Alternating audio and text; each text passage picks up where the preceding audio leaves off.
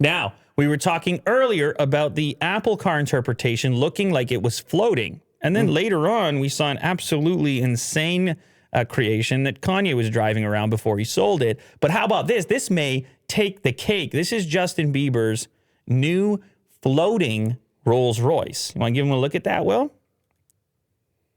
Ooh. I mean, it's obviously not actually floating. It looks like it's floating because, he drops to the ground.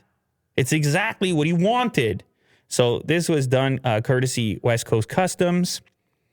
And I guess it was an idea that they had worked on for him. Wait a second. They had this, they worked on his other car before, right? This one. Remember the old one? No, I don't remember the old one. I'm not up to date on his variety of vehicles. You're not? Well, he's probably got a lot of them. This is the one. Okay, but is that street? I think we talked about it. Is he driving? Does he drive that? He collected it. Oh, okay. Because that one doesn't. That one looks a little too extreme to be driving that one. That might be more of a show piece. I don't know. Are there seatbelts in that thing?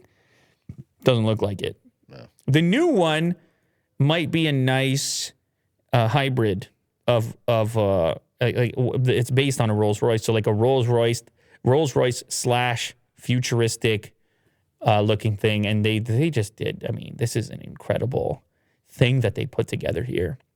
It took 3 years to build, and Justin Bieber is speechless. He is collapsing over here. My God, he says, well, I would do exactly the same thing. I would also collapse.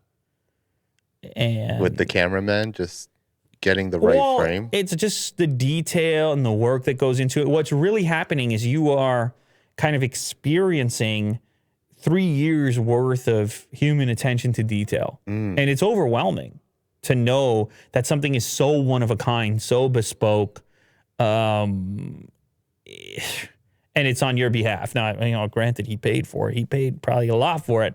But then also, I would be cognizant of the fact that these guys have put so much effort in. I would want them to know that I am into it. Do you know what I mean? I hope Justin looks at it the same way to a certain extent. Like if he comes in, he's like, yeah, cool, okay. That's a problem, is it not? Oh, yeah, for sure.